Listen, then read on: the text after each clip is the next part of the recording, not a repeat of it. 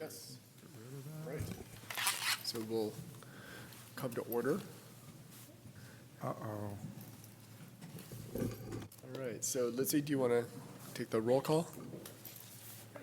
Committee Member Breeding. Committee Member Choi. Present. Committee Member Cooper. Here. Vice Chair Martin. Present. Committee Member Peterson. Here?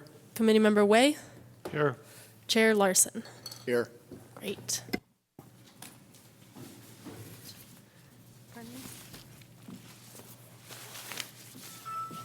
We're all here.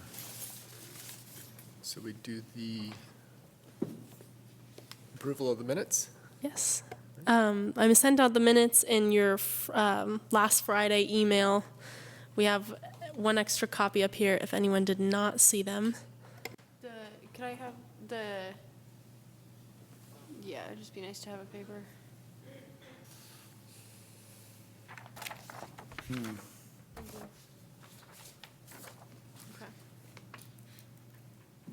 Any comments on the minutes? We have a motion to approve the minutes.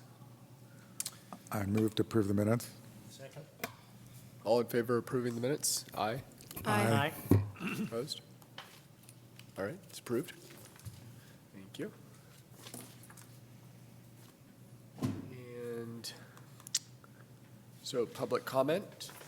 If there's anybody from the public that would like to make a comment on something not on the agenda, this is the time that you have for that opportunity. So any comments? No? Okay.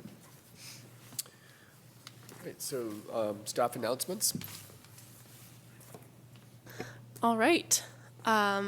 We have an exciting month ahead. First, we have 2 city-sponsored events coming up. We have the Go Carbon-Free workshop on January 26th that Bianca is putting together, and she'll be giving a little bit more background about the Carbon-Free Albany portion of that event as one of our presentations. And then we also have a Recycling 101 workshop on Tuesday, February 11th from 6:30 to 8 at the Community Center. We've been getting a lot of comments and questions about recycling and composting, and we thought it would be a good idea to have an opportunity for the public to come and get some time for question and answer, as well as an overview of current recycling markets and materials management with a focus on reuse, reduce versus just focusing on recycle. So we would love to have you all there. In particular, it would be great if we could get you all to sign up for these events as representatives of the CAC. It would be really great to have you there. Also, sign-ups for the earlier workshop. Bianca will get into that later, but it would be great if you all could be there. Lizzie, who's doing the recycling workshop? It's hosted by us in partnership with Waste Management and Cascadia Consulting Group. The same consultants who did our CAP, but their waste side of things. Yeah, so not the same consultants, but the same group. Yeah. Another workshop coming up, the City of El Cerrito is hosting an Electric Vehicles 101 workshop to discuss available technology, both chargers and vehicles, and financing options. That'll be at the El Cerrito City Hall at 6:30 p.m. on January 29th. I will be there, so if anyone else is interested in going, we'll see you there. On January 18th at 9 a.m., there will be a Friends of Albany Parks cleanup along Codornices Creek. There's a science talk at the Community Center on January 24th at 7:30 p.m. titled Be Curious, B-E-E. It's everything you've ever wanted to know about bees, but were too afraid to ask. I think that sounds very fun. It will be buzzing. And then lastly, yeah, this talk is given by Hillary Sardinas, who has been at these meetings before. So it should be a cool event. And then lastly, we just heard today that EBCE is calling for Earth Day art that they would like to turn into buttons and posters to hand out at their Earth Day sponsored events. I believe there will be 3 different pieces of art chosen for buttons and 2 pieces of art chosen for posters. Don't quote me on that. But there will be multiple pieces of art chosen, and the winner will receive a $500 prize. Art submissions are due on March 1st, and anybody who lives within EBCE jurisdiction, so anybody in Albany, can submit art. So I'm hoping we get a few Albany submissions, so spread the word if you can. Have you guys, I know there's a lot of kids in the schools who are interested in art and making things. Have you reached out to the principal to maybe get that in the announcements or something, or no? No, that's a great idea, though. Thank you. They're also very interested in $500. Yeah, I wasn't gonna. Nothing, I'm sorry. All right, I'll let Bianca give a quick update about the Go Carbon Free workshop.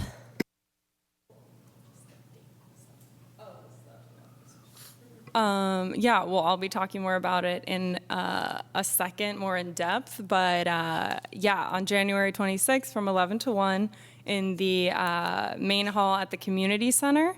That will be when the Go Carbon Free workshop is taking place. And it would be great, as Lizzie said, if all of you could be there. Yeah. Can you give us some idea what you're going to be pushing or promoting? Yeah, I'll talk about it more in depth, but it will be on part of it will be on how residents can electrify their homes, and then half of it will be me talking about carbon-free Albany and getting folks involved in that. And then there will be a kind of social portion where hopefully a bunch of different folks in the community can be there, maybe leading individual discussion groups, and we'll have a representative there from EBCE answering questions. So overall, it'll be kind of like a chance for people to get involved, also sign up for the platform, and maybe get connected with their neighbors and stuff like that. Great. Thanks. And I apologize. I realized I gave my announcement about Recycling 101 during 4.1. But again, the Recycling 101 event will just be an opportunity to bring members of the community who have questions about recycling and composting or just want to learn more to an event where we'll focus mainly on reduce, reuse, and then getting the most out of recycling. So how to properly recycle, not just throw things into the can we want to reduce contamination. So. I had a quick question on that, and maybe there's something else to go over on this. El Cerrito has a really great resource center, recycling center, and you go there, and if you say you're an Albany resident, a lot of times they won't take some of your stuff. Is there some way we can partner with them more? Because it's a real pain to go all the way into Oakland to some of their locations to try to do that. No funding for, if you're talking specifically about household hazardous waste in Oakland, funding for that program is through the county, so there's not really a way that we can partner with El Cerrito. We do have drop-off events at Golden Gate Fields twice a year, though. I talked to El Cerrito Recycling Center last week because we've been sending people to them for a variety of things, and they've stopped taking a lot of things from Albany residents because the recycling markets have changed, which is really unfortunate. They actually stopped taking plastics altogether for even from El Cerrito residents. So it's it's a loss of a community amenity. But that's something we'll get into in the workshop too. We'll talk a little bit about what markets and what recycling looks like now, and how do we circumvent that by not buying those things, hopefully. Yeah, okay. Are you inviting that, I can't recall the name of it, there's that bottle shop, the place in Albany where they have Feel Good? stuff. What's it called? Feel Good? Oh, Feel Good? Oh, I hope we can reach out to Stephanie directly. I think that would be good. She might even be on our email list. Yeah. But yeah, I think that'd be great. For them to, because that's an Absolutely. alternative approach.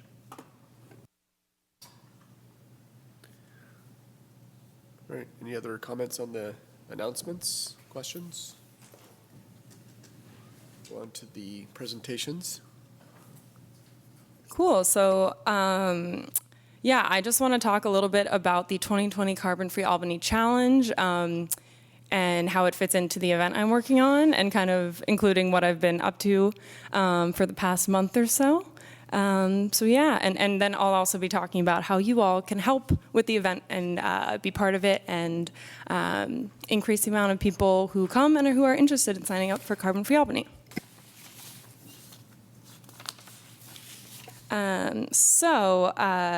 Yeah, I just wanted to give a brief overview again of like what I've been working on for the past month and the outreach that I've been doing for the event.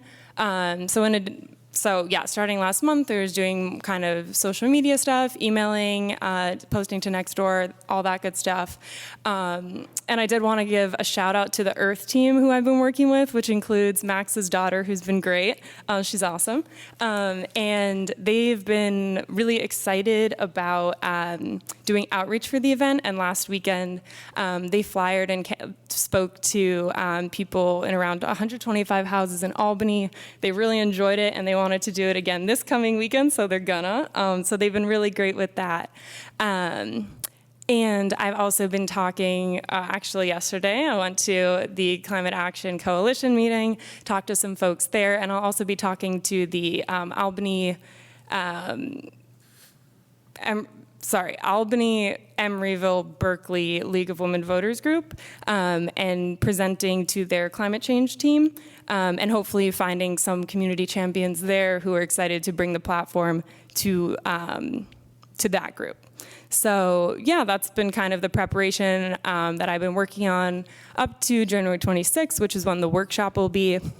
And then hopefully if we can get some people who are excited to be kind of team leaders on the platform, I'll be supporting those leaders throughout February. We're hoping to have folks kind of host house parties, and I'm going to be providing support on that. So that way people who are interested in the platform can have some of their friends or neighbors over and do outreach that way to kind of foster that neighborhood connection that makes the platform really work well. And then for the 2020 Carbon Free Albany Challenge, which is running from the 26th, the kickoff, to till June 7th, I'll be doing kind of continual support, outreach, and reminders of people who are signed up to the platform. And then on June 7th, we'll be hosting a community celebration event where we will be announcing winners, the households or teams who have reduced the most carbon throughout that time period, and kind of making it like a fun event that people want to be part of. So that's the general timeline of what I've been working on and what I will work on this year. How are you envisioning the event on the 7th? Yeah. Oh, the event on the 7th, that is totally to be determined. It's very far in advance, so I haven't thought about it, but I am open to all suggestions. I definitely want it to be like a very celebratory feel, but open to suggestions on that. Maybe at a different time, not the 7th, but yeah. Knowing the platform a little bit, I had a question about winners. So, some of this you're not going to be able to have people actually take the actions through completion in that short amount of time. Some of the actions are quite costly and take a little bit more time. Maybe there could be categories for people who have worked out the best plan for meeting, I think it'd be an opportunity to publicize the goals we're trying to reach within the CAAP, which is 70% by a certain date. So people who really match their plans to our goals would be also a way to get people to, if they go, well, I'm not going to do any of this, so I'm not going to participate. But if you are planning and strategizing and using the platform for that, that's very useful. Yeah, I definitely think we will include information about how this fits into the city's efforts in general. I think the platform is not, I think that would be pretty logistically complicated at this point, but I do think being explicit about the city's goals and how people can take actions in alignment with those goals is really important. And that's actually a good transition into me talking about some of what I'll cover in the presentation on the 26th. I just wanted to provide a little overview so you could get a sense of what I'd be talking about. So I think one important thing to mention here is that is going over kind of the breakdown between residential and commercial and municipal emissions in the city, because I think this really highlights that personal action and energy reduction efforts that folks can take in their own homes and in their lives has a really big impact in the city, meeting its goals. And then I think it's also important to, or I'm going to go into breakdown kind of 5 of the basic activities, of the main activities that in general in the US make up like 40% of emissions as a whole. So that way people can see where their emissions are coming from and get a sense of what actions they may want to take in order to reduce their emissions. And after that, I'll kind of be turning to the platform itself. I'll talk about the type of actions people can take, give a couple of examples, and then list some of the resources that people can find on the site and how they can use that in order to record their actions and reduce their carbon footprint. And yeah, I also think it's important to highlight that a lot of these measures on the site are actually cost savings.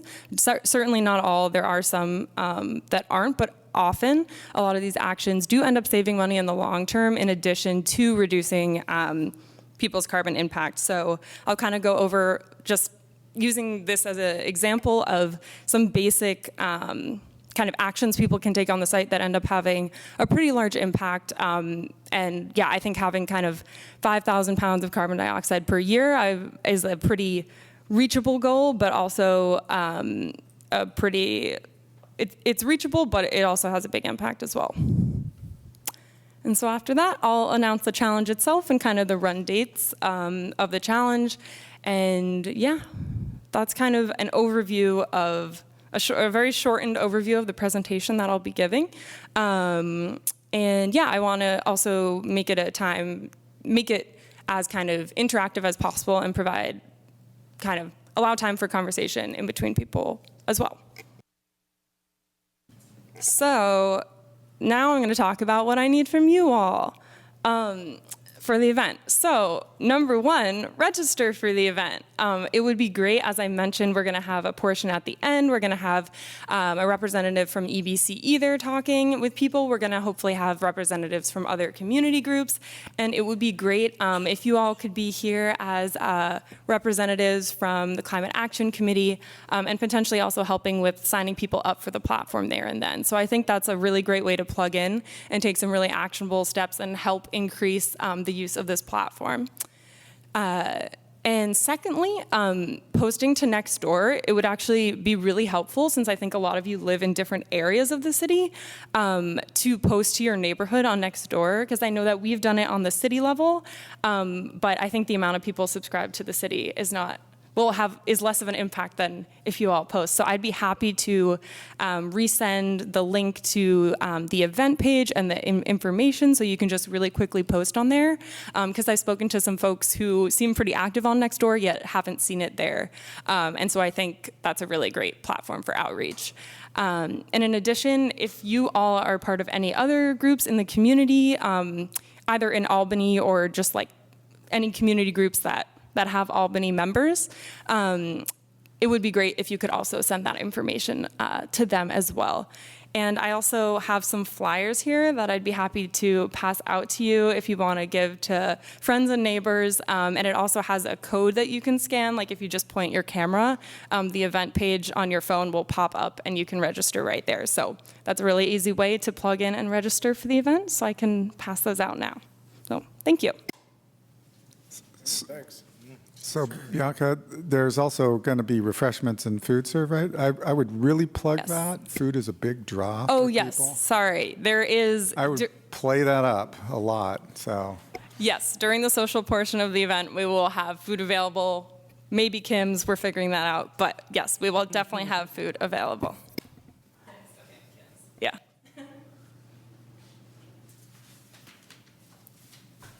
Great, looks great. Thanks a lot. Thank you. If people want to take like around 4 to 5 flyers, that'd be great for the event. Thank you.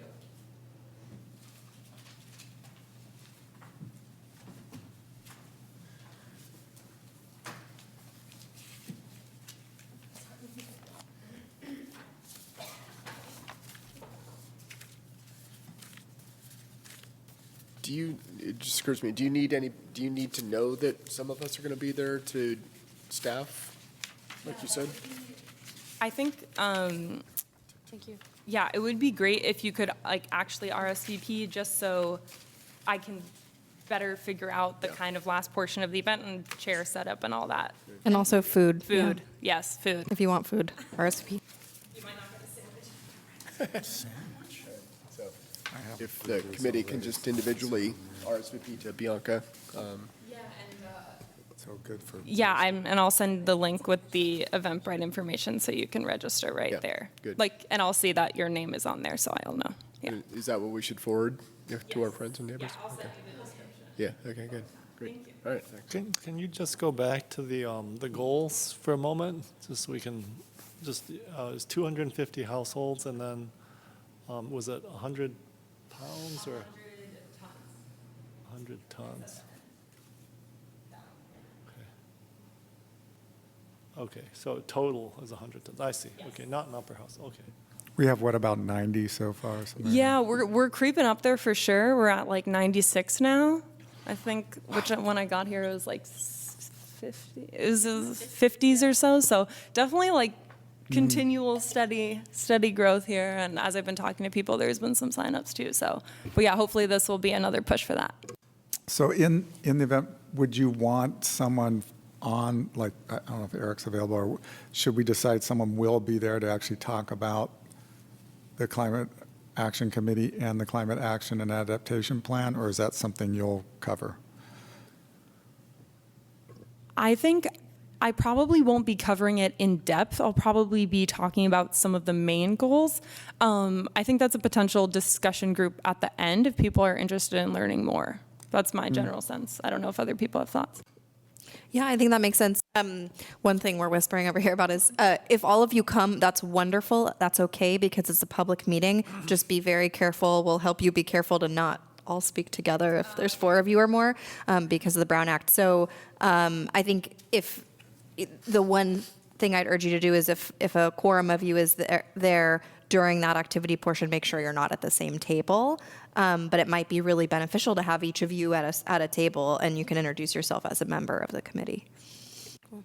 I unfortunately can't come, so just. I think I already registered. It may be interesting to see how many people are. I know I will not be able to be there. So 2 no's, 1 yes. I don't know yet. I have to see. Were you planning? Yeah, I can probably be there. Yeah. Just also wanted to just thank Bianca because definitely I think among the Albany Earth team, hearing feedback from my daughter, there was a lot of energy and there's a lot of kind of apprehension at first, but I think getting to just talk to some people was very, very, is inspiring and it was energizing. So just hats off to Bianca for organizing it and spearheading it. Really appreciate it. Yeah, it was very fun to see them come back after their couple hours and they were just have like very positive and I think they really learned how to kind of do a pitch and got it down. So anyway, they're great. So They have some beautiful carbon-free Albany T-shirts too. So Nice. Oh, that's even better. Yeah, T-shirts, people like that. Food and T-shirts. Food and clothing, There's swag. going to be another canvassing thing this Sunday that, well, I'm gonna try to go. The other one was a bit too early. I had something that day, but yeah, so that's another. I'm assuming that they will focus on like a different area of the city and figure it out like that. So. All right, Lizzie, go on to your policy reminders. Yes. So we thought it would be a good idea to kick off January with some committee policy reminders, work plan review, and general, committee best practices because we have a lot of new members who haven't been with us for a full year yet. And also it's always good to get a refresher. I know personally I read through the handbook and it was great for me to get that refresher because I was reminded of a lot of things. I hadn't heard since that training that was at City Hall back in last year at some point. I forget now. But yes, please. Thank you. Okay, so If anyone has questions during this presentation, please feel free to ask. I will try my best to answer. I may refer you to the handbook. So first, general expectations. The role of an advisory body is to provide decision-making information to the City Council regarding policies and programs that are within the scope of work of the committee. And that scope of work generally for the CAC is to provide input on reducing greenhouse gas emissions and adapting to climate change. And for more information about work plan items, see the 2019-2021 work plan that was also attached that you all approved last spring, and that went to council and was approved by City Council. Some of that decision-making information and analysis includes pro-con analysis and also keeping in mind whenever considering policies impact to the community as a whole. It's awesome when people prepare for meetings by thoroughly reviewing the agenda as well as all the attachments. Occasionally we will provide attachments that are way longer than we would expect you to read, and we'll probably note that. It's just for extra reading or to skim, but most of the time we provide items that we've really worked hard on preparing and would love if everyone reads. I think we have a pretty good, I haven't had any trouble with that, but just as a reminder. And then also at every meeting, maintain an objective, balanced, and receptive attitude. Attendance policy. Members who are appointed to an advisory body are expected to attend all regular meetings. Of course, life things come up. If you know in advance that this is going to happen, please email me at least 24 hours in advance. That helps a lot because if we don't have a quorum of members, which is 4 members, we will have to cancel the meeting, and it'd be great to not to have to cancel the day of. If an emergency comes up, just let me know as soon as possible. Obviously, you can never predict those, but just let me know so that we know where you are. If you have excessive absenteeism, which counts as unexcused absences from 3 regular meetings or absence from 4 meetings in a 12-month period, there is cause for removal, and you may be asked to step down from your role. And again, the reason that we have these attendance policies is because we have to have a quorum of members in order to have a meeting and make any decisions. And if 3 people or if 4 people don't show up, we're unable to do that. Also, I just want to put in a plug. We often have a lot of stuff to cover during these meetings. Our official meeting start time that's listed on the agenda is 7:30.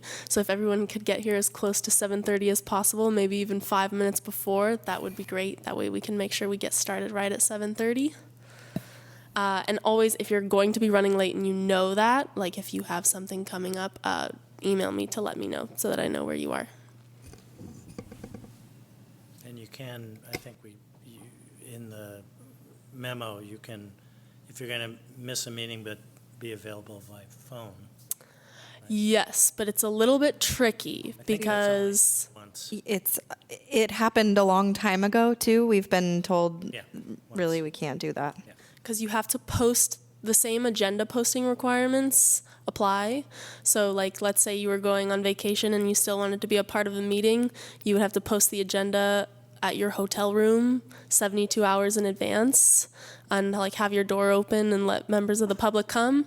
So that's very tricky to monitor and set up. But you mentioned it in the memo. Yes, just I wanted to be transparent that it's an option, but an option that's tricky. We've also found that it's really not effective to have people on the phone during a meeting. So maybe that should be taken out, is my point, because it's, if it's impractical and it's, Yeah, council I think has decided not to do phone, yeah, you know, so we have should anyone on the phone. change So. that. Otherwise, somebody's going to think that they have that option when what we just heard is that's not really true. Option if you want to post an agenda at your hotel room. Right.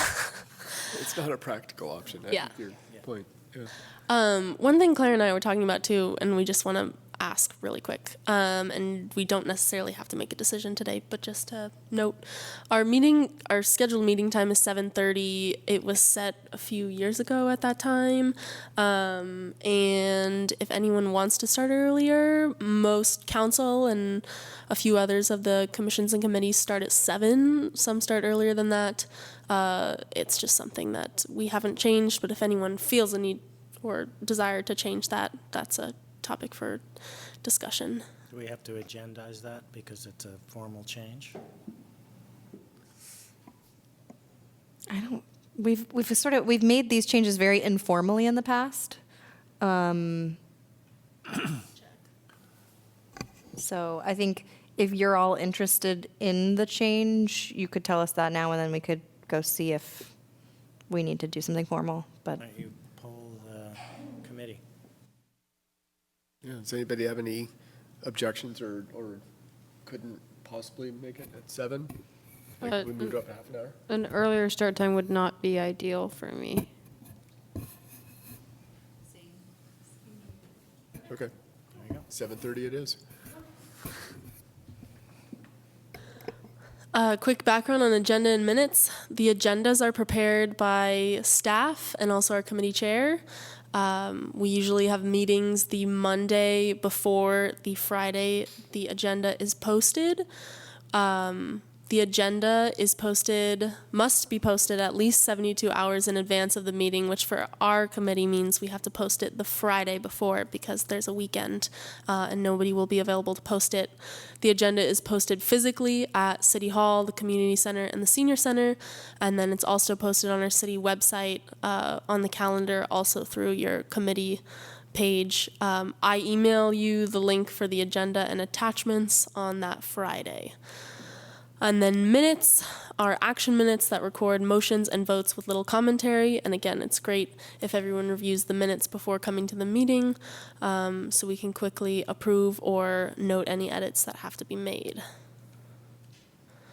The chair, the role of chair is to encourage input and facilitate the decision-making process, limiting the discussion to make sure it remains productive, focused, and also making sure that everyone has an opportunity to speak. So we want to hear your input as members of the advisory body. Subcommittees can be formed less than or no more than 3 members because it has to be less than a quorum. We've used subcommittees in the past as a group of people who can do additional analysis for something the committee is looking into, or we call it usually a deep dive. For example, when we were starting the initial planning process for the CAP, we had a CAP 2.0 subcommittee, and we met a few times to discuss visioning, goals and objectives, those kinds of things, and they were very productive meetings. The one thing to note is subcommittees cannot make any final decisions or take action. Really, the goal is for them to get together to do that deep dive and then bring whatever they discuss to the committee, and then the committee as a whole can discuss at a high level and then make a decision based on that. I'm just going to skim over the Brown Act because it is a beast of a topic. And if you do want to learn more, and I highly recommend taking a look at the advisory body training video if you haven't. But the Brown Act is the California law that was enacted to ensure transparency in government, to make sure that boards, commissions, and committee meetings are open to the public with opportunities for public input, because government and all advisory bodies are meant to be representatives of the community and supposed to consider community input. So that's why posting the agenda, having transparent processes, public meetings are all in place to ensure that everything is transparent. The one thing that sometimes gets tricky and is always worth reminding people about is to never hit reply all on any emails, because that's probably the easiest way to violate the Brown Act. So if you ever have anything you want to email it to me. Don't email it to the whole committee. And I noted one other thing down. When you're speaking, make sure you're speaking into the mic with the red light on, because I often listen to the recordings after the meetings, and if you don't speak into the mic, it doesn't get captured, and I can't hear what you said unless I put my volume all the way on 100 and then hear a faint murmur. So just make sure that you're speaking into the mic. Yeah. Some of the mics have a press to turn it off system, and some of them have a press on system. Is that right? Okay. We try to keep all of yours on, but if we forgot to do that, then you can change it. Any questions? Yeah, on our work plan, how often do we need to update that? Because I was looking through what you attached, and it's sort of like, ugh, seems to be not very representative of where our focus is. It is every 2 years unless you bring it to council again. It must be approved by council. Yeah. And it requires agendizing it to make any changes. Approved it last year. Yeah. Yeah. So, I was thinking of putting that on the agenda potentially, just to make it more compelling. It's a little bureaucratic and bland and doesn't reflect the urgency that we're under with climate change. So if I wanted to share that with others, the only way to do that I know of is I can give it to you and say, Nick wants to agendize this and bring it up, and potentially go back to council to, especially now that we're launching into implementation of the climate action plan. I think some of the other stuff that was sort of on there is irrelevant, that we need to focus on more on moving policies and programs forward. So if I want to put that forward, it's not on the agenda now. I would give it to you, and it could be on the agenda for the next meeting. I defer to your counterparts to discuss whether you want to agendize that for a future meeting. So are you saying, what we have here is, you're saying not specific enough or not urgent enough? Yeah, it's not urgent. It's not. It doesn't reflect the urgency of what we're tasked with. It also kind of pulls our teeth out and says, really, anyway, we've been through a lot of this before. I'd just like to kind of bring that up as we get into doing actual work on implementing the plan. I want to make it less bureaucratic and more action-based. And I think our work plan could state that more clearly. So I want to say the purpose of the work plan is not to create urgency. It's to state the things that you're working on. If you feel like this is not in line with the items you'll be working on this year, if you want to add additional items to it, that would be the reason to bring it to council. I also want to say we're not the ones who can agendize things for council, so you can bring it up and we can see if it's something that's agendized, but there's no promise because this isn't part of their regular cycle. I think I'd just like to share the concept with others, especially we have some new members, and I find it's very stilted. I mean, I've been on this committee for a couple of years now, and we can't go off and talk and meet over a beer and really talk about what we want to do and accomplish. It's just these little meetings happen, and they're once a month, and unless you're on a subcommittee, then you can only get together with two others of us. And so it's very stilted, and it's very hard to have these discussions. So I don't want to go way off topic. I just want to say, I have an interest in doing this. Is anybody else interested? If nobody else is interested, then I'll just discuss it amongst the one or two that I talk to not be doing a quorum. But My feeling is that it's not important. My feeling is that it's not important. yeah, I disagree. So anybody else have some feelings about it? Not important to revise this? Not important to revise this year. It's going to be up again That's a good point. in a year and whatever, several months. The basic thing is the list that we created is what is what council approved. If we make a change, then we have to go back through a process of council. I don't see that as a priority in terms of the discussions that we have. I think the things that are on the list are, we don't have to follow them in any particular order. We prioritize them, just like we're prioritizing the cap. So I don't think it's something that we should take our time discussing. I think there are other more important things we should be focused on. Yeah. So Guess I'd agree with I saw that. it as, Yeah. that we can decide what we do. I mean, this is pretty broad. So I think that if we feel like we want to create more urgency and more action, we can decide to do that within this plan that's already there. Oh. Okay. I mean, I got a little, when this came up, I thought we were going to be talking about the action plan and maybe doing an update on it. But anyway, it made me think about it, that what's sorely lacking in it is the urgency. But yeah, no, I like that approach, and I agree with Tom. Maybe we wait a year, but the years are ticking by, and supposedly we have 10 years to accomplish something that is not even a goal. We're completely now out of sync with the UN IPCC and what climate scientists say. We didn't get it through the council to move it up to 5 years. So I'm just feeling like if we ramble along in sort of this more mundane way, the urgency is lost and things fall by the wayside. So anyway, I'm trying to inject some more of that urgency into there. So I look forward to in a year from now that when we updo this, that we inject it in there again. and this year in creating more urgency around what we can do. Any other comments? Any thoughts?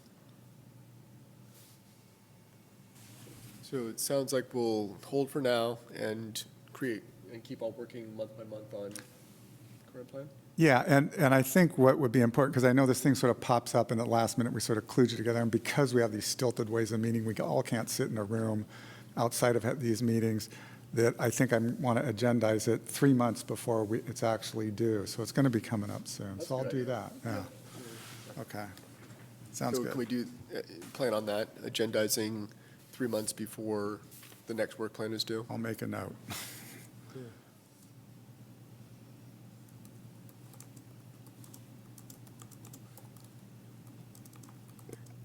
Any other comments or questions from the committee?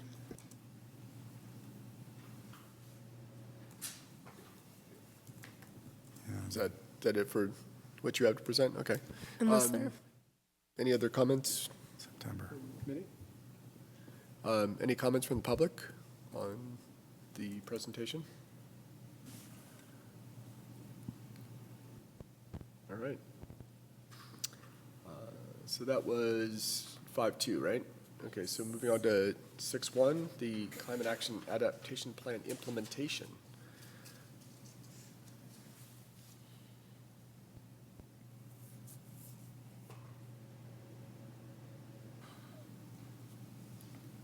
All right.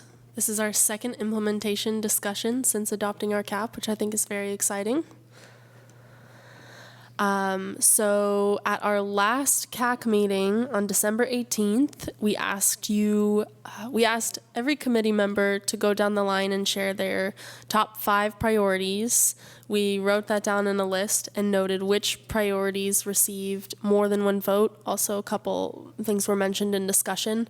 So the actions on this slide are the ones that I recorded as having more than one vote of priority from the CAC, and that can include actions that had 2 votes of priority, 5 votes of priority, and I just listed them in order of action ID. Other actions that were noted by single CAC members are these actions here. Just as a reminder, these are slides from last month's presentation. We're planning on prioritizing implementation based on City Council strategic goals and priorities. There was just a strategic planning session yesterday, and we'll hear soon a report back about that. Funding availability, both our own funding as well as funding from partners. For example, right now we got some funding from East Bay Community Energy to do a rapid fleet electrification study, and we had a meeting with them this morning, which was really exciting. So that was cool to see some CAP action this morning. Focusing also on available technology and resources. Again, priorities of partner agencies, including the funding of partner agencies, the greenhouse gas reduction potential, and then the CAC priorities that you all shared with us and will continue to share with us. Based on that, all those different factors, we pulled together a preliminary priority list for 2020, 2021. This does not include actions that are listed as in progress or ongoing on our implementation plan. So there's one more slide. What is this list? What is that list based on?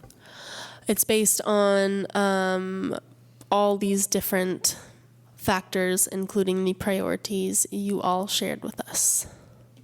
So staff came up with this list based on our listening to our comments? Your input, as well as what we foresee as funding being available, feasibility of getting it done in the year, and also overlapping with other projects that we're getting going. Okay, thank you. Yeah. So is this the same all list that priorities. was on your memo that we got? No, so this list was not on the memo because we had not finalized it before And the how's it memo. ordered? Is there a priority to it or something? No, sorry, I just kind of put it together. Okay, so it's just random. Yeah. Okay. And I think that's part of the point of, maybe our role is to help prioritize and help, push up to the top what we think is the most important, I think. So I think it's a good opportunity that it's not pre-prioritized. It's a pared down list that we can get our teeth into and work a little bit on. Right? We've been calling it our wish list. Yeah. It's all the things we want to get started. So what we were hoping you all could discuss this evening, and we had a little bit of a homework assignment, we would like each committee member to identify up to 3 actions that you see the CAC having a role in implementing in 2020 to 2021, and then maybe followed by a discussion of what you think those priorities could be. And I foresee maybe a subcommittee or 2 forming, or some next steps. I had an interesting conversation. I tried to do a little bit of research about how this has been implemented in other cities. And although I didn't find a perfect model, I spoke to someone from the city of Manhattan Beach, and I'm so sorry, I'm blanking on her name right now, but she's the sustainability manager over there, and she has both a youth task force and then a task force like you all, and I guess they've done a tremendous amount of outreach in their community surrounding CAP and also other waste initiatives. So we can also use that as inspiration. But it would be great to hear what you all brainstormed before this meeting. And I just wanted to add, when Lizzie brought this, forward in our agenda meeting, I thought it was a really good way of an attempt to do exactly what we're trying to do, is get more action on these things. And so we kind of said 3 because that felt like a number that we could, really get a little bit deeper into. So that was just chosen as a number that was sort of manageable. It's not a limit. But it felt like a good first step, So if you and the idea is, like Lizzie said, to get into things that you are really feeling like you want to take action on, go outside of this committee and start working on them in subcommittees or in the public, and bring that information back to the committee, so we can try to do a little bit more what, like you were saying, Nick, just get a little bit more action on Yeah, this. So it's an attempt to do that. So I thought it was a good way to get started on that. So thanks for bringing this into that. And so that was where it came from. So I hope that was clear in the memo. Yeah, very clear. Are you saying that the ones we pick should be ones that we're willing to work on? Yes. I see. Okay.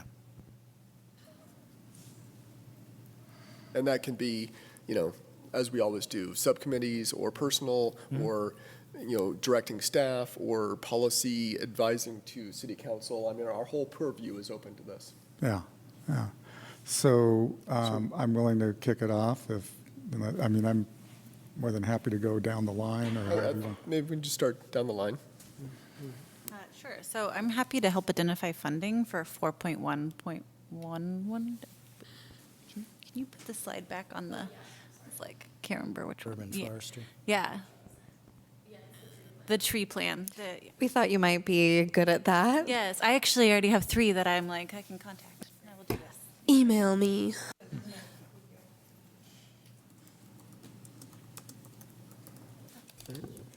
Well, I had a quick question about 3.2 or 3.2.7. So like, what were we like envisioning for that? Like, would it be like explicitly like saying like, or like promoting like climate action matters, or would it just like be like just there like as like a way for like the community to like take like more like earth-friendly options?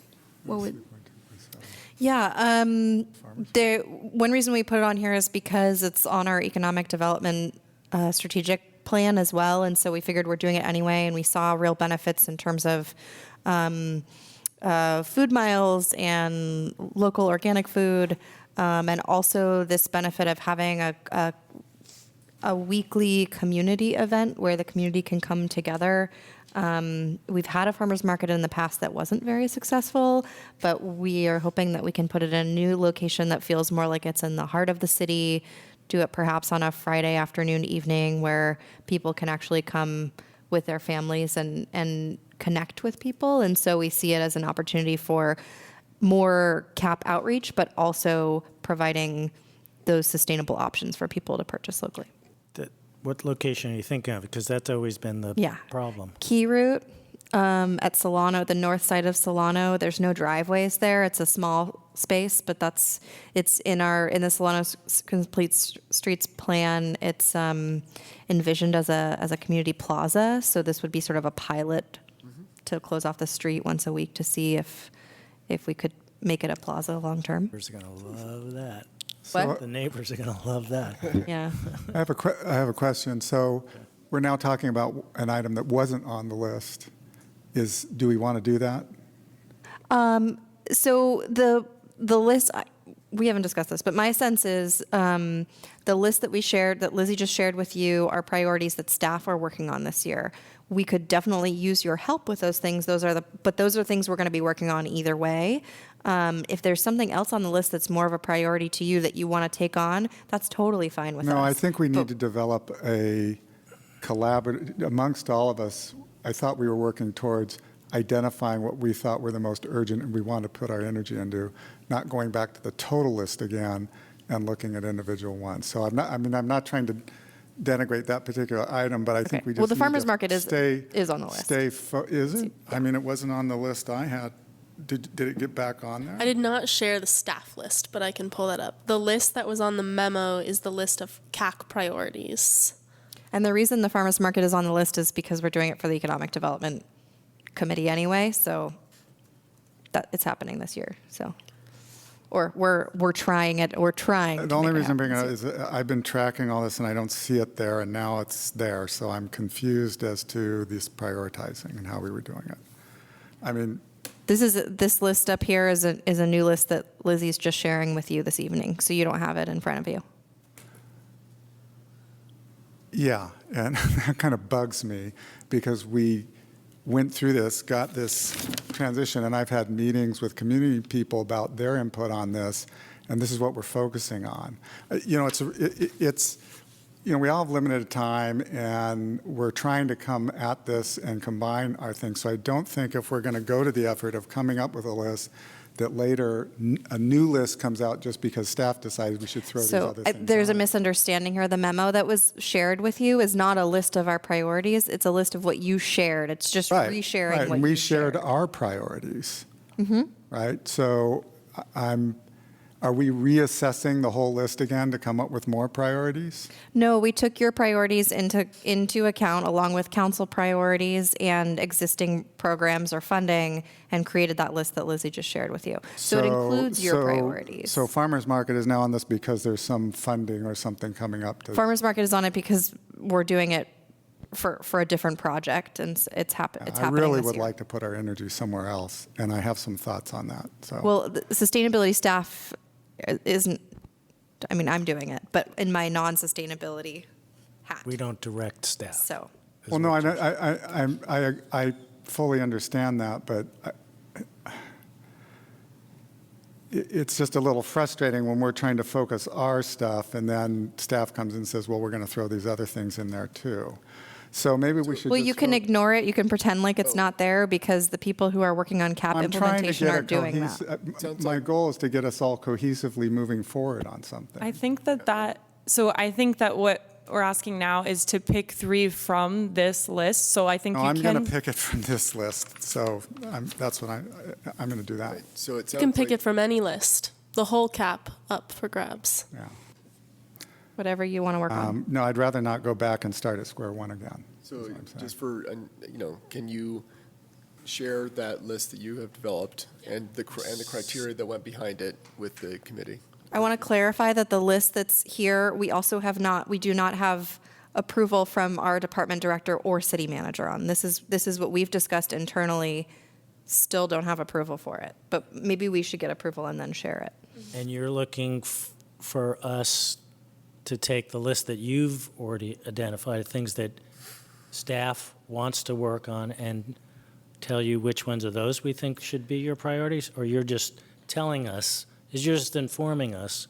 We're informing you, we Working created on. this list based on your priorities and what's happening anyway. Can you email it? 'Cause I can't read that. Yeah, that's what I was thinking, that we should have you send this list out with the criteria that went behind the selection of the items so that we can discuss it at a future meeting and just, get ourselves in line with what you're Yeah, thinking.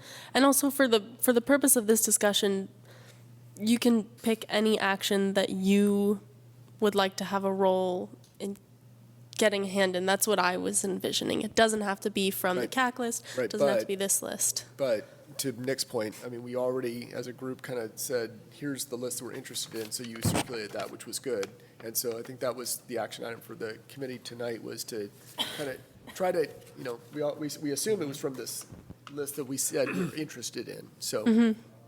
It's from any place in the CAP. And I want to check in, was Sarah, were you done with your questions or comments? I think Yeah, sure. I was answering your question, but did you have anything else to share about what you might be interested in working I on? just thought it'd be like a cool thing for like the Earth team to like get involved with. Like we could like collaborate with them, or like Yeah. just like talk to like students like in the Albany School District. It's like make it more like public and like known. Great, yeah, I'd be happy to do that. Any other items, Sarah, that you were, That was like maybe. yeah? Tom? Well, the way I prepared is I looked at this list and I thought we were supposed to identify 4 items that we consider priorities. Not necessarily ones that I would join 4 subcommittees to work on.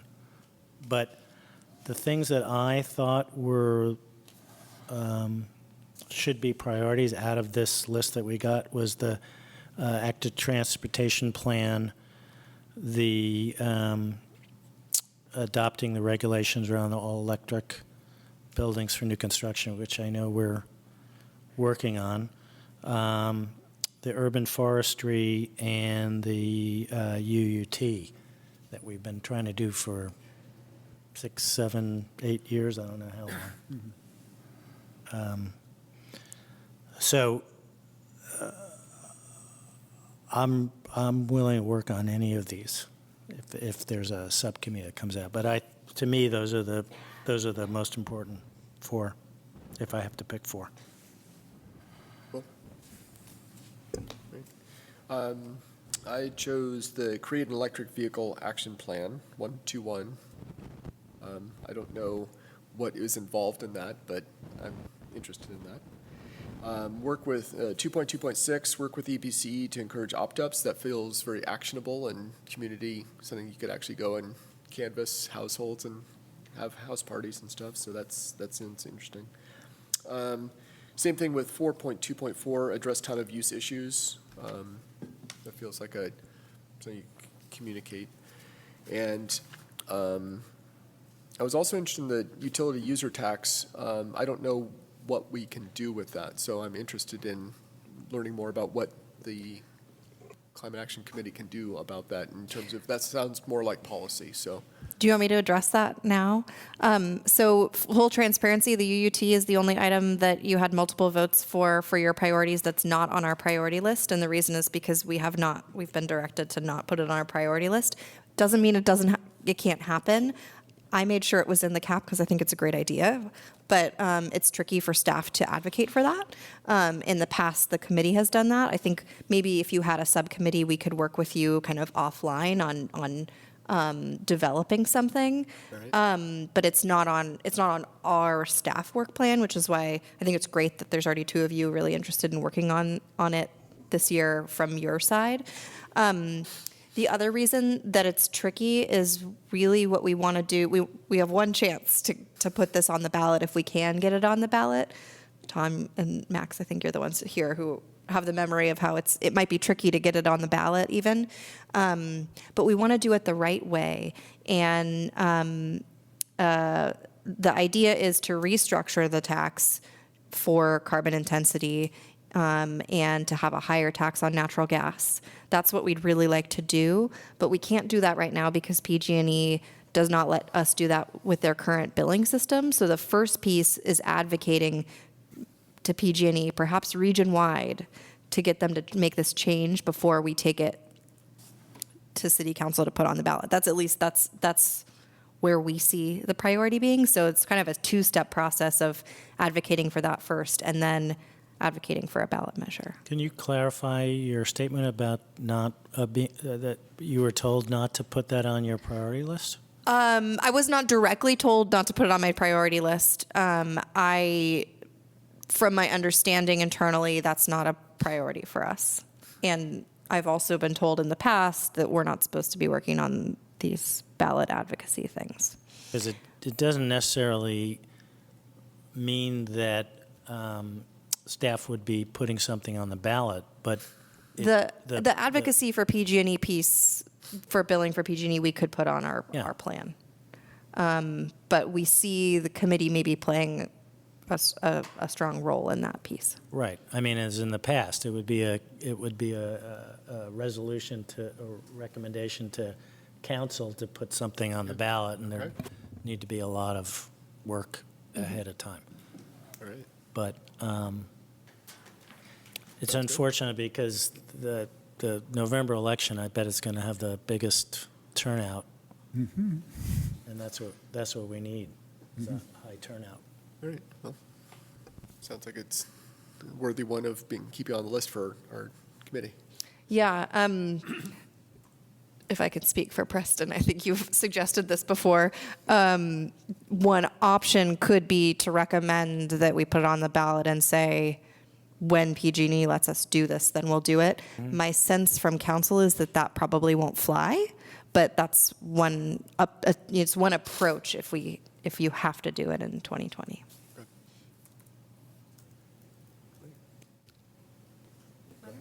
Cool. Okay, so at first I thought this was just asking us to have an idea of what were like specific actions that the committee could take or that could be taken, not specifically us, but I have modified my suggestions a bit to be more on that. Well, the first one was just getting in touch with, thinking about like car shares or scooter shares or bike shares with Lime or another company. That, of course, is not necessarily something that I personally can do, but just for 1.1.1, getting that active transportation. 1.1.2, so as Sarah was saying, there's Earth Team, which is a great resource at Albany because they are enthusiastic and we can have like connections with the administration. And so I was thinking more bike racks at Albany High School. I know that, I bike to school every single day, rain or shine, and sometimes I can find a place to park my bike easily and sometimes I can't. And I think it would be good, especially with the new construction that's going in. I don't know what kind of like bike racks have been included in that, but I also know that a lot of elementary schoolers are about to be there as well. So it would be good if they had more bike racks. I don't know how many elementary schoolers bike to school, but yeah. And then One thing to keep in mind is that we don't have any authority over the school district. Oh, of course, but just something that I personally could do would be to talk to the Earth Team.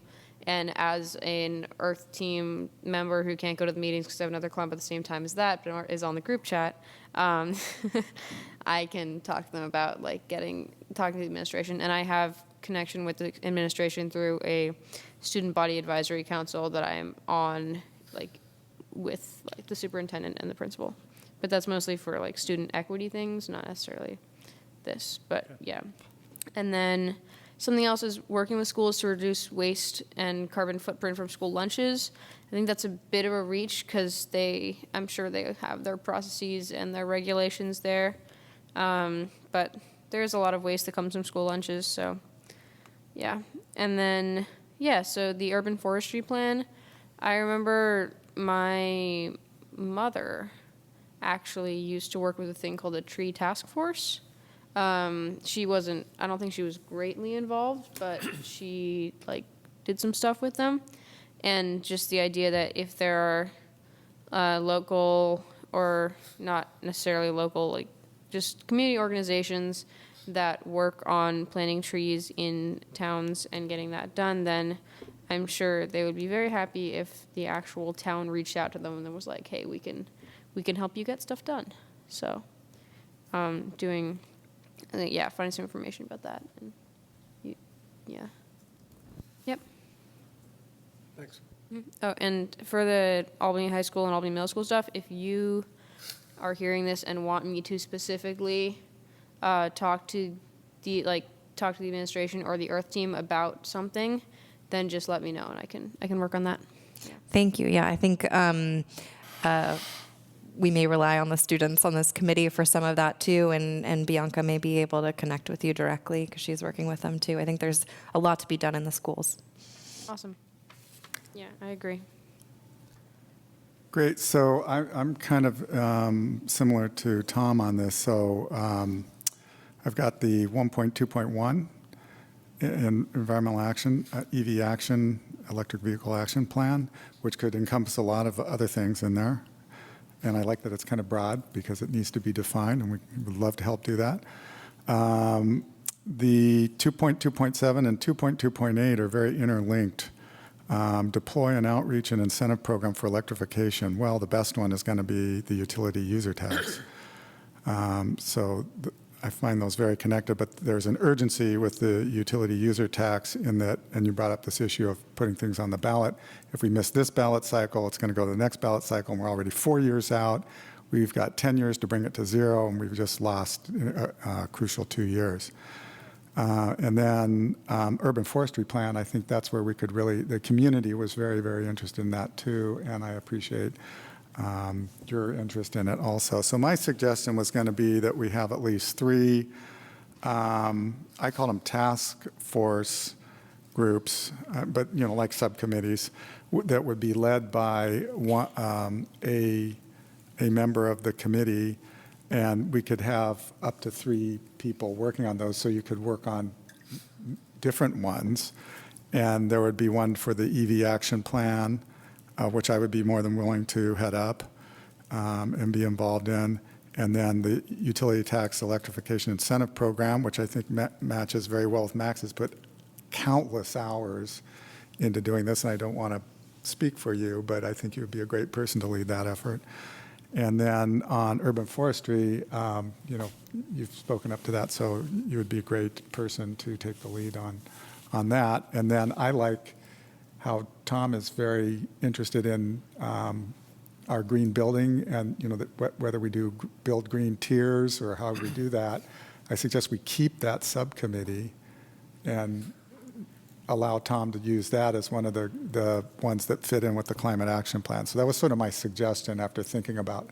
And I'm not telling people that's what you should do. I'm just saying, hey, that seemed to mesh with what we're all involved in. And I love the student stuff too, because you guys fit in all over the place.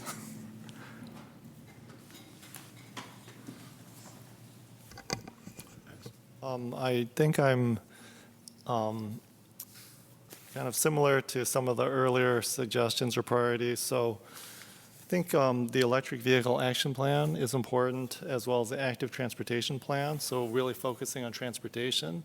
I think we've lacked a strong subcommittee in transportation, which is not really commensurate with the high portion that it constitutes in our city's emissions. I think Bianca just gave a presentation, and it was in that presentation, it seemed like it was 3 times higher than the natural gas, which is a little bit of a surprise to me, but, maybe we can understand that data better.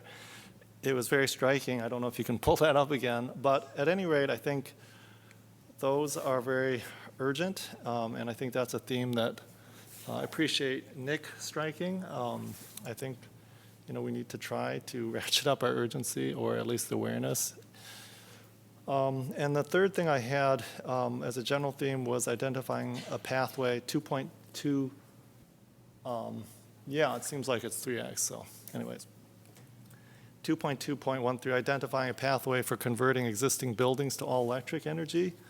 So I would say that, so those are my top three. But I would say that for each of these, it would be great to lead with some initiative or something more specific. So for example, for the electric vehicle action plan, this parking management strategy, I think, is a very interesting topic. I mean, it's not going to be politically easy, but I think has a focusing approach to bring attention and to stimulate debate and discussion. I think it's a good candidate. And I think we've also discussed the UUT for natural gas as something that Preston Jordan in the community has championed for a long time, and hopefully can talk about some of the most recent updates regionally.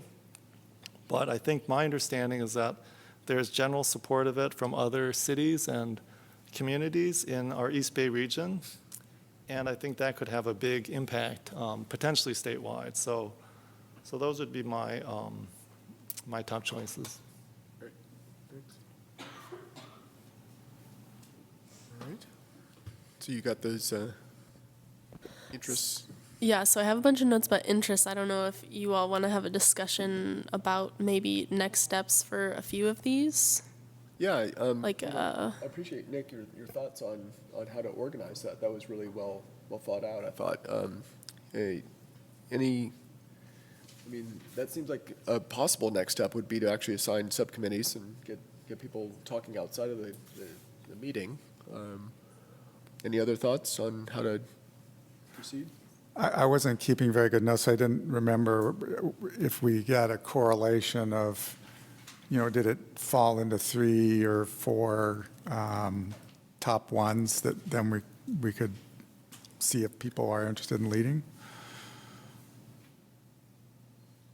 I can, I'm trying to see if we could. Should we go around I again think and say the numbers? I wrote it down so I can say what you all said. I just don't know if I can right now look at this and come up with 3. But I have for Kate, it was the urban forestry. Tom, all electric ordinance, ATP, urban forestry, UUT. Eric, EV action plan. Encourage opt-ups to EBCE, Renewable 100, time of use issues, UUT. Allison, get in touch with sharing vehicle, with car share. More bike racks, coordinating with Earth Team, talking to school administration about some of these issues, and then tree plan. And define EV action plan, UUT, urban forestry plan. And then you suggested forming subcommittees for EV action plan, UUT / electrification incentive program, urban forestry, green building subcommittee, max, EV action plan and ATP, a stronger subcommittee for some of the transportation issues, and then 2.2.13, identifying a pathway for converting existing buildings to all electric energy, as well as EV action plan and UUT.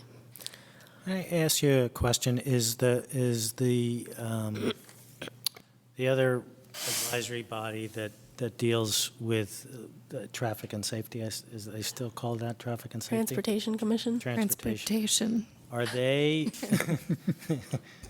yeah, you didn't have enough people at the city council meeting either. Are they looking at doing the ATP? Because it wouldn't make sense for us to focus on that when, frankly, I don't know It's who really on not the your committee purview. is an expert in this. So I would say that, and maybe that's something that isn't appropriate for us to focus on. I think it's a priority. It's absolutely a priority. Where we're right now is we're ready to go. We need funding. And so if anyone's interested in, we haven't really had that conversation yet with our transportation planner about where he is with that. So I can't really speak for that yet. But, if anyone Saying has. transportation is ready to go with an It would be, it's a priority for our transportation division. We went out for a grant last year and didn't get it. We still need funding for that. So I'm not sure exactly how you might fit into that. In looking at this list, could you show Nick's list of subcommittees?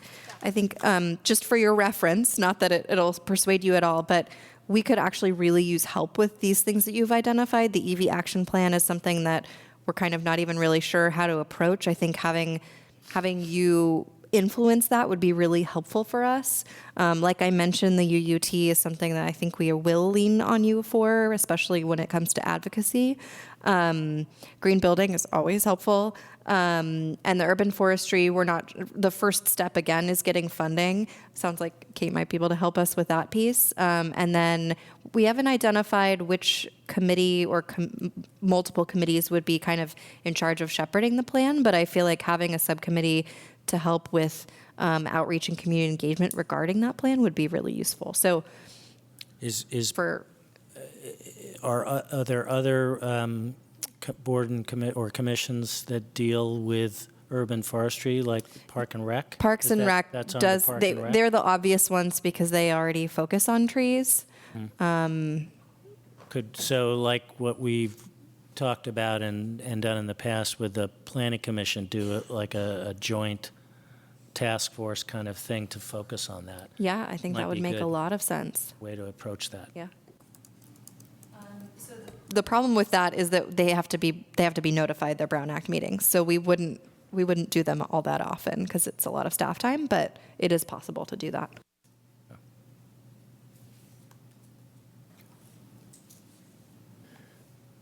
So it sounds like there's some pretty obvious ones at the top. We could start with those and, maybe mull it, and if we have other ones we want to assign for the next meeting, we could do that. But it sounds like the electric vehicle action plan is one that rises up, and the forestry one rises up.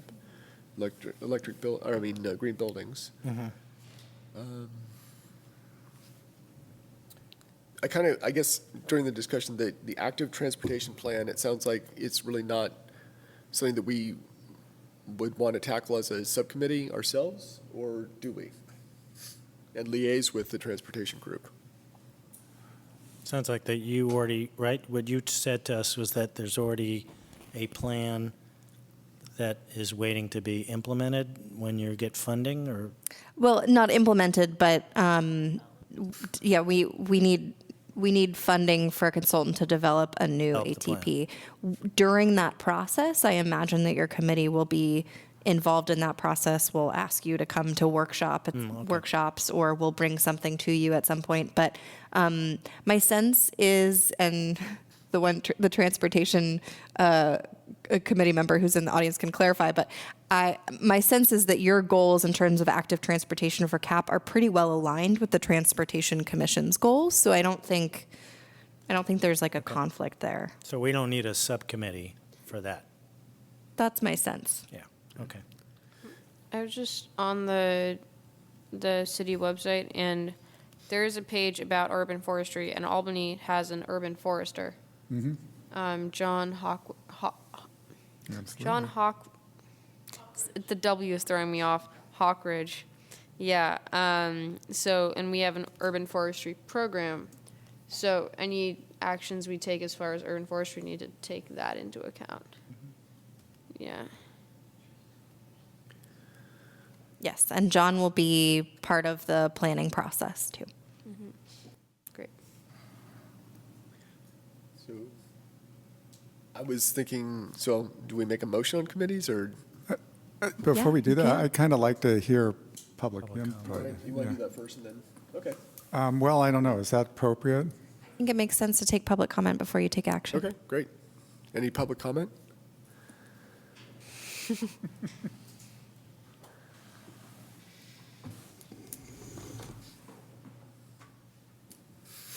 Hi, good evening. Ian McLeod, I'm the Planning and Zoning Commission here on my own behalf. First of all, welcome to our newest member. Thank you for joining the committee. We met as part of the Albany Climate Action Coalition and came up with 4 ideas that were very similar to what I've heard already amongst all of you. Basically prioritizing the fuel switching from gas to electric in existing buildings. And along with that, the utility tax switch over to raise the rates on natural gas. So those are related, as well as the pathway to converting existing buildings to electricity. And I personally feel that's a really high priority, getting incentives in place where the public can see where they are and easily access them, putting it on our Carbon-Free Albany website. I mean, it should be page 1, top page, here are funding sources for the things we can do to switch over. And, you know, in general, we went off the memo of all your choices from the last meeting, and it's kind of an idea of how to get the best use of your time and energy as committee members.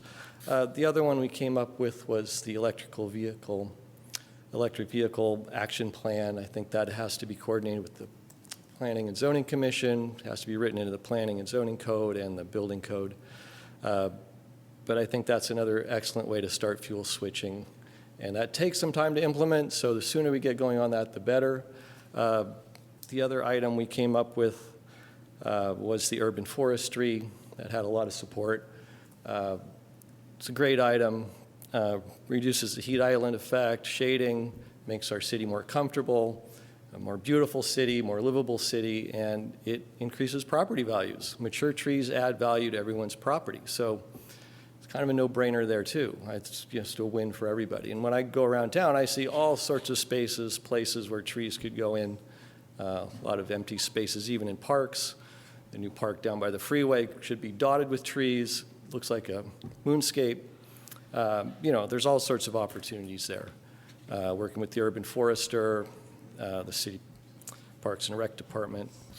So that's essentially it. Some of the items that are on the list, like the active transportation plan, are going to happen, of course, because the city's obligated to develop a new plan. It's way overdue to do it, and I think there'll be lots of opportunity for input there. Green building standards we should still be working on. I'm really interested in that, and we met once. And there are a lot of great ideas to go forward with that. So these other things will keep happening, but I think as a prioritization for your efforts, and the subcommittee idea is a great one, to keep the energy going and keep the focus going and, you know, get more ideas out in front of the public and you know, work with staff and, you know, get moving on these things. So that's what we came up with. And I'll let Preston talk more about the user taxes. He knows a lot more than just about any of the rest of us, so thank you very much. Thanks. So thank you for your continued work on this. Albany Climate Action Coalition's sort of guiding principles in making the selections you just heard about were what could the committee really work on and contribute to, and what is very important to get going now, because it has a very long lead time. So for instance, the EV action plan, you know, that has a long lead time of switching over gas-powered internal combustion vehicles to electric vehicles. And so on the utility user tax, it's really a policy that's ripening quickly. I just had a discussion with PG&E today about that, and I'm not going to go into details here. I would really encourage you to put it on the agenda at your next meeting, because the November election is screaming up at us. If something's going to go on the ballot, it needs to go to the council really in April, so they can say proceed with writing it or not. So again, I'm not going to go into details now. I will relay that I was also invited to present on this topic to the Berkeley Energy Commission a week from tonight. And so they're screaming forward with a plan to put something on the ballot around utility user tax. So there's momentum. And I think if they go first and we don't, that's going to be unfortunate from my perspective, since it was made in Albany originally. As far as subcommittees, I think there would be great value in this body having an urban forestry subcommittee, and that subcommittee perhaps could be comprised of members of this body and members of Parks, Rec, and Open Space. And the value of that is that the lens that this body brings to it is different than what that body brings to it. You know, you would be bringing, look, we need bigger trees, we need bigger canopy, how do we get that? Whereas the traditional focus has been on how can we have trees that don't interfere with anything, power lines, trucks, whatever. And so keep them small, keep them simple, keep them kind of ornamental. And that's pretty much what we're getting. It may ultimately be, and I am on the Transportation Commission, but I'm representing Albany Climate Action Coalition tonight, but it may be that having a subcommittee with transportation members on it as well would be useful, because one of the big limiters to my understanding of the size of trees is how they relate to truck traffic and sidewalks and things like that. So it really crosses all these different domains. And so in order to solve it, I think we're really going to need minds from all those different bodies on there. But other than that, yeah, well, and I guess some word on active transportation. There's a county mandate to get a new plan update done, and city's working on getting funding for that. So it's not really something that would benefit from your saying it's a priority, because there's already this, you know, gorilla saying, you got to do this, or at some point we're going to start cutting off your funding. It's supposed to be done every 5 years. We're already 8 years out. So that, you know, that's going to happen either way. Thanks very much. Just a quick question. So you were advocating getting the UUT on the ballot as soon as possible, and Claire was saying, and I've heard that before, that getting PG&E to change their structure so that that could be feasible is sort of seen as the first step. Do you see it the same way? So again, I would encourage you to put it on your agenda so we can actually talk about it in more fullness. The model that's there, because PG&E is not going to do it before a city asks for it, basically, and before somebody funds it. So if you want to wait, if you wait for PG&E to do it, they're waiting for us to do it. Nothing will ever happen. Okay. A good model for how this could happen is how Berkeley, Oakland, and San Leandro came to use ranked choice voting, which may seem an odd analogy, but in terms of the funding process. So I think San Leandro first basically passed enabling legislation for ranked choice voting in 2000. Berkeley passed it in 2004. Oakland passed it in 2006. And each of them had a cost limiter, and it said, you know, we will do this if X cost condition is met. And they all passed it at different times, but at the point that all three of them had passed it, it met the cost condition with all three of them working together, and they got it in 2010. So really, I'm looking at this as the same model. We need some cities to step forward and say, you know, we're going to approve this with a cost containment mechanism, and other cities may come along in 2 years and 4 years, but somebody's got to go first and get the ball rolling. And when enough cities have come forward and said they want it, then we'll be able to, in aggregate, fund PG&E to make the change. So that's the current thinking. That's the current model. Thanks. Any other questions, comments? Sorry. Okay. All right. So subcommittees? Yeah. Should we make a motion for some subcommittees? Yeah, that was sort of my question. Should we do that as, I mean, I had some suggestions. I didn't want to, I guess that's the way we have to do it, is we make a motion, it either passes or fails, and then we move ahead. So, I mean, the one I'm pretty interested in is the EV action plan. I would be more than happy to lead a subcommittee on that. So I would suggest we make a subcommittee that has whoever wants to be on it, plus me. But do we just do them individually and motion, second, all that? We've been pretty informal about these, because unless you've, I think, unless someone, what? Press a nod to this side. Well, I'm just saying that personally, I think it's good to make motions. Okay. Yeah, okay. So You can make there's- a motion and to create the subcommittee. You could actually decide who's on it first and then make the motion. Right, so, I mean, I'll go ahead and do what I had for. Is there others on the committee that want to be part of the electric vehicle subcommittee? Well, and then I would say, you know, the Urban Forest Committee with Katie as the lead, and utility user tax with Max as the lead, and, you know, Tom's already on the Green Building Committee. Well, maybe one thought is that we have a green building subcommittee that we met with for a couple months. Maybe that committee could, take up the UUT and also be charged with buildings in general, like the existing building challenge. That would be one suggestion. So it wouldn't be a new subcommittee, it would just be kind of repurposed or just, shifting. I think that's a better idea rather than having lots and lots of committees to just use the existing Green Building Committee to address some of these issues. Yeah, so that wouldn't be a new committee, but just, we'd be working on the UUT. We already had a Or transportation- restarting that. Pardon? We already had a transportation subcommittee as well that could be the electric vehicle. Yeah, I mean, if there, I didn't realize there was a Not all. transportation subcommittee, but yeah, if there is one. I didn't realize then, it either. That we could keep it, but it sounds like we should have a motion for the urban forestry subcommittee, just to establish that, because that doesn't exist, and maybe that's a joint, I it's see been it as like suggested. almost like a task force between, a couple of other committees that exist that we're recommending that be formed. So I'm kind of concerned here. We're launching into this, implementation plan. We have these very specific items and I think it's important. I don't want to make redundant work or anything, but I think we should clearly identify the specific scope tied to the action, and that group focuses on it, gives all their energy to that. What I get a little worried about is if we put the UUT on. I mean, we just had meetings.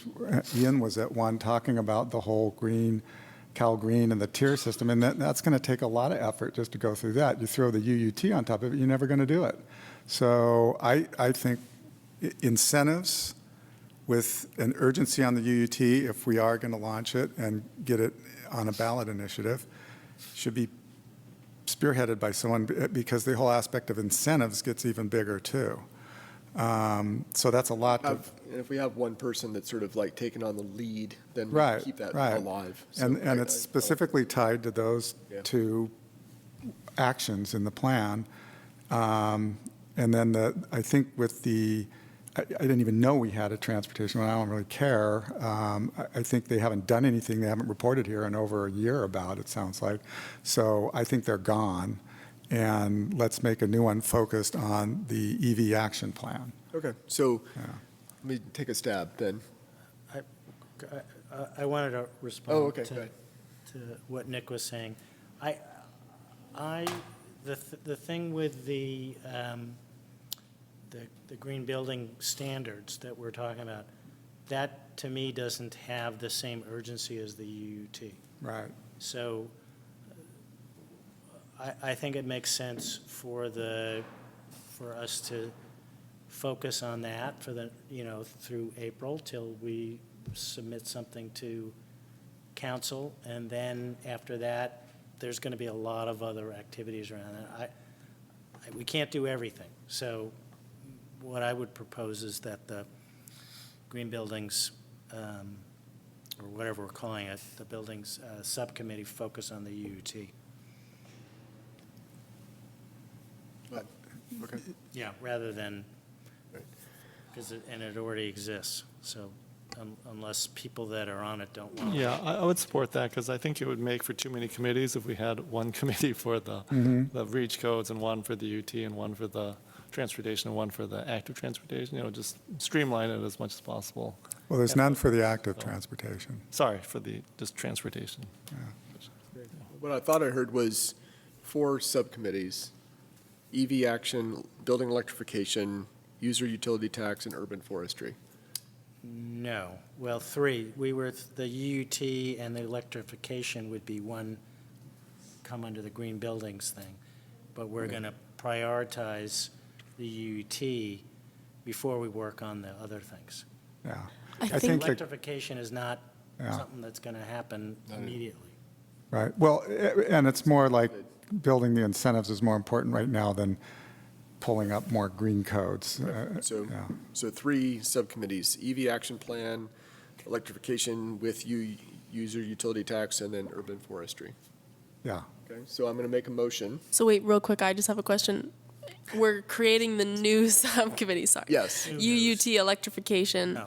because we can't have Well, a let's just- standing Let's subcommittee. just, okay, here's my proposal. Wipe the slate clean, create 3 new subcommittees. Sure. 2020, clean slate, go forward.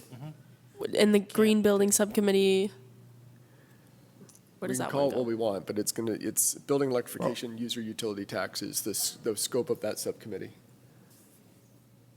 Okay. Yeah, and you could even say the green buildings, its efforts are not, Okay, well, we're going to so- report, and then it'll be over. So we're ready for Yeah. a second and a vote? So I'm going to propose that we make an EV action plan subcommittee, building electrification, user utility tax subcommittee, and an urban forestry subcommittee. I second that motion. All in favor? Aye. Aye. Okay. Yay. So who's on what Of- committee? Do we want to nominate leads for those? I think we should get leads for each of those. Well, and I think what we've done before is, Subcommittee. I kind of like the one time that you guys sort of said, okay, we have these committees, who's interested in Yes. participating in them? So if they think we can just, interested people, then the committees themselves can come up with the lead. Fair enough? Does that sound good? Yeah. Okay. All right. All right, so first we have EV action plan subcommittee. I would be interested in being on that. I'm interested. I have Nick and Eric. And it can be 2. It doesn't have to be 3. It just cannot be more than 3, Yeah. And people can always get involved later, too, right? as long as not 2 more people get involved. One more Oh, well, person we can could get take one involved. more, but What, yeah. All right. EV action plan. Well, EV action plan, Nick and Eric. Unless Allison, you. I was thinking about it. I can't drive though. Does it? Okay, cool. Yeah, Doesn't matter. bike Better. to it. Yeah. You can make We're poli- like, you oh, can don't make know policy. what you're talking about. Yeah. It's just You're the going to be hope for our future. brainstorming a lot of Okay, ideas, okay. too. Two-wheel EV action. Yeah. It's gonna be like the You can have bike a- racks. You can have opinions. Yeah. Could be electric bikes. Oh. Two-wheel. Oh, that's something. Two-wheeler. Okay. All right, urban forestry subcommittee. I'd be interested in being on that. Yeah. I have Kate, Allison, Sarah. Awesome. And then the building electrification / UUT subcommittee. I can stay, yeah. You two have so much history with All right, so for building electrification UUT, I have Tom, Max. Yeah, Great. I'm more than happy. So I'm just going to read this through one more time to make sure I have a clear idea. EV action plan, Nick, Eric, Allison. Urban forestry, Kate, Allison, Sarah. Building electrification / UUT, Tom, Max. Awesome. Thank you. All right.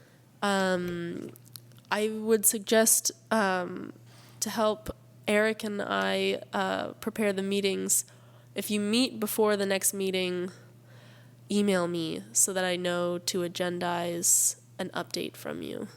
Because I don't really want to put all subcommittees' announcements if you haven't met on the agenda. That'll create a big agenda. But I'll request that you email me the Monday before the agenda is posted, and I can send a reminder. Okay. Great, good discussion. Just a reminder, we got 20 minutes, and we've got 2 items, and then talking about future agenda items. So can we wrap up the climate action plan implementation part? Yeah, the only thing I would say is I think we want to have this as an agenda item, so people should plan on having a meeting and, moving this along. Let's not, that's the whole idea of the subcommittee. So I think everyone's mindful of that, but anyway. That's a good point. Good point. Okay. Are we gonna? It's not a Brown Act danger if we communicate about subcommittee times over email because it's only 3. If it's just 3 of you, yeah, Okay, just don't email anybody else. Great. Yeah. Okay, so green building update?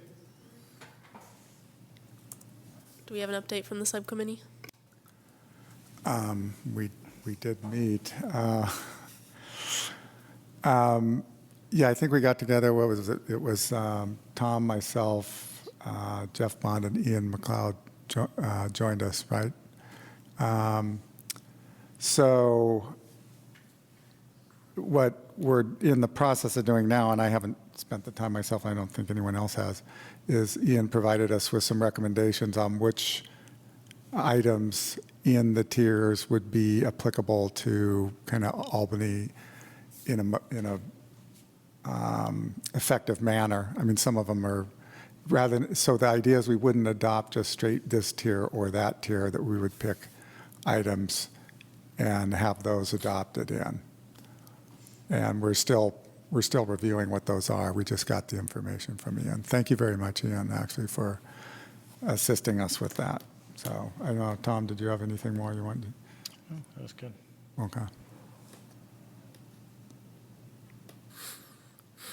Yeah, I think we really appreciated the update that Michelle provided last Yes. month, and that was helpful for us, just as a starting point.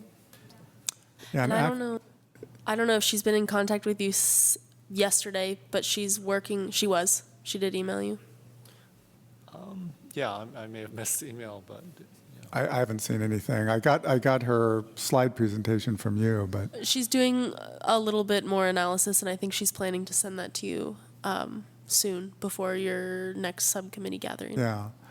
So I guess with our focus happening now, we're kind of tabling that a bit, but I think it'd be good if we maybe have one last meeting to at least look what Ian got us, so we could gather that, and when we start up again, we don't start from square one. So I'll set that up. Great, thank you. All right. So, Chair, Vice Chair? So it's in the advisory body handbook, which kind of stands as advisory body law, that every January or February of the calendar year, we have to select a new chair and vice chair. For those who were on the committee, Samantha Smithies was our chair through our July meeting, but then she left for college. So that's why we kind of had an interim election. So our current chair and vice chair have not been chair and vice chair for a full year. So it would be okay to let them remain in their position. We still just have to put it on the agenda, and people can nominate others if they wish, but it's also just as a heads up, you're allowed to keep the same chair and vice chair. It just has to be on the agenda. So the process for doing this, if you have nominations for chair and vice chair, we'll start with chair and then go to vice chair. You just have to nominate someone, and then we'll do a roll call vote. Nominate everyone, put all names on the table, and then we'll do a roll call vote and select the chair and vice chair. I nominate Eric Larson as chair.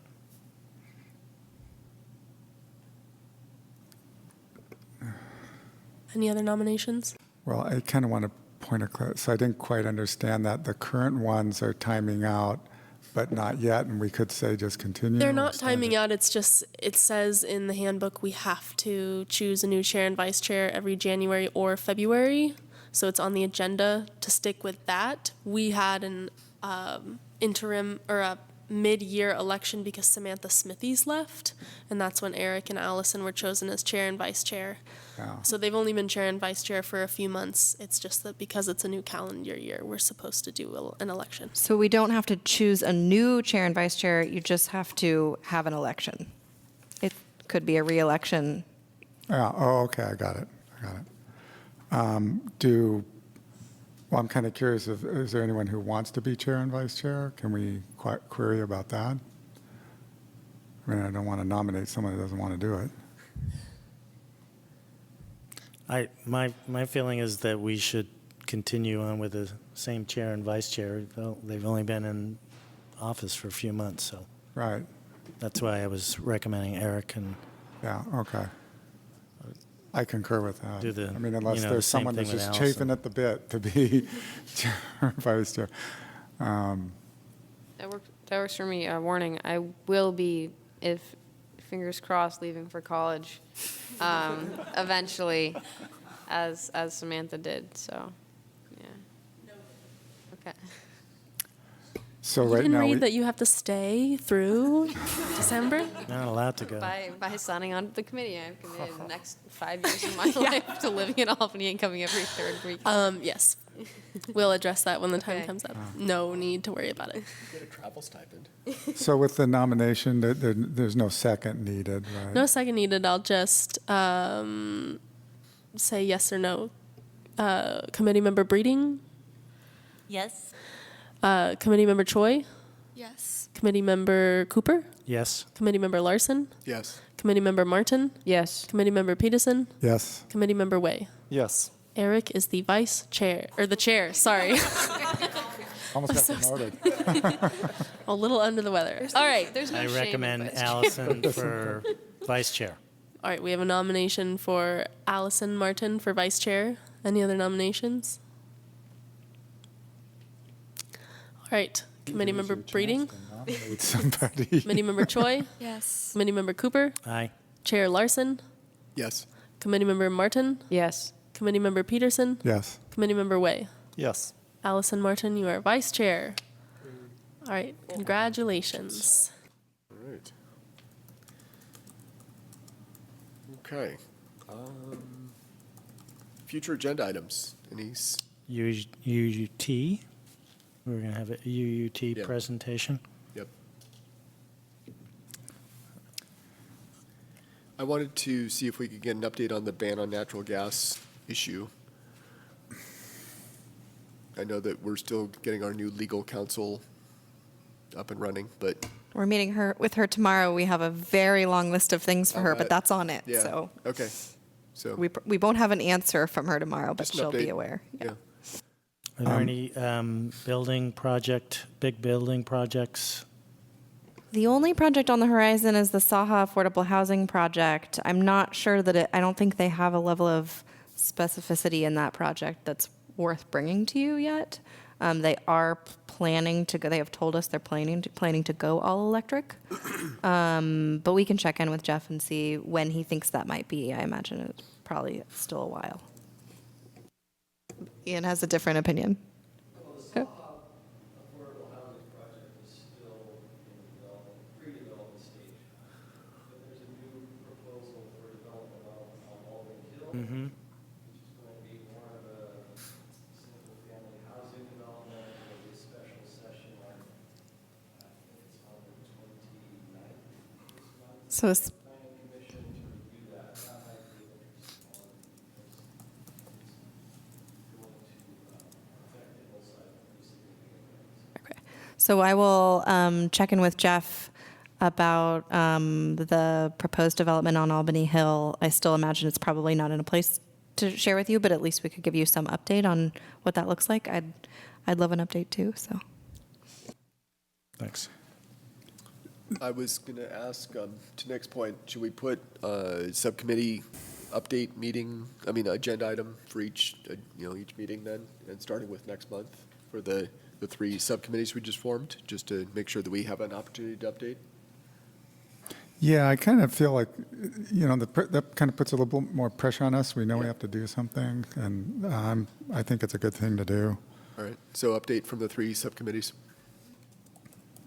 The capital implementation guest speaker, are we kind of past that now? That it says to be determined. Is that something we still? My idea behind that was to find somebody that could talk to their experience with implementing CAP in their community. A city manager or sustainability manager or something, somebody from, city of Portland or, not, if they happen to be in town or, no, I'm just kidding.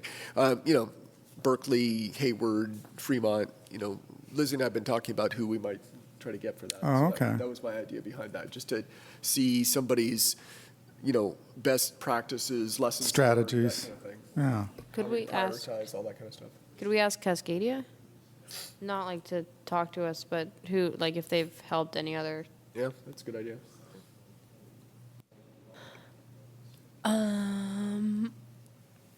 Ask Cascade. Yes, so our consultant that helped us, the primary consultant we had that helped us with the CAP, she lives in South Carolina, so we might not fly her over.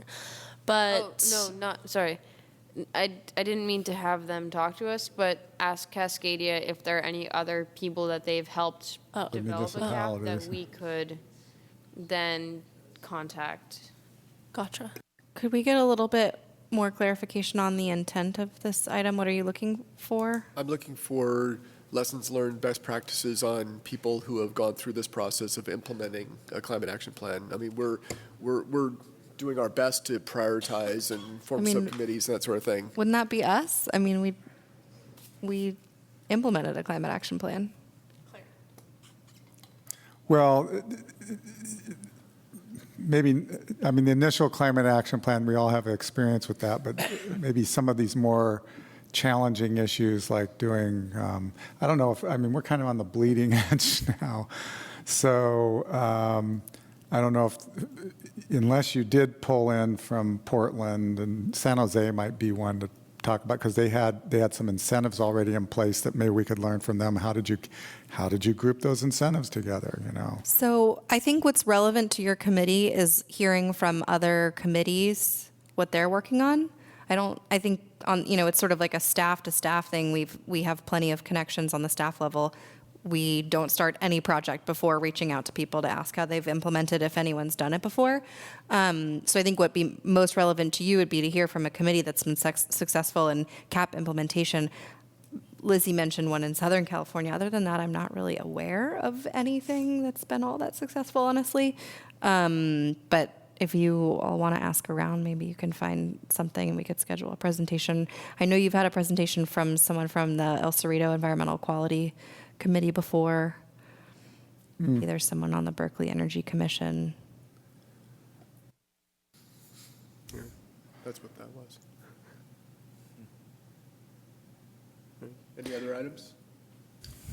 I had a visiting student who wrote a thesis on reaching zero emissions at the household level. So she is now out of the country, but she, I think, can put together something. So that's a possibility for next meeting also. She might not be able to join by phone, but actually, can someone join by phone or no? We can have a presenter join by phone, but we really prefer not to because we found it to be really ineffective. Is this the same student that you had from Sweden? Sweden, yes, she's Yeah. in Sweden. Yeah. She's back in Sweden, so. Okay. She was very impressive, though. So if she comes back, we'd love to have her. Okay. Well, at the least, I think we can get some slides from her. I might be able to just share the slides, and then we could take questions if people have questions. That's one approach, potentially. Actually, to speak to what Eric was hoping to get in a single guest speaker, maybe what we do in our subcommittees is actually portion of what you do is outreach.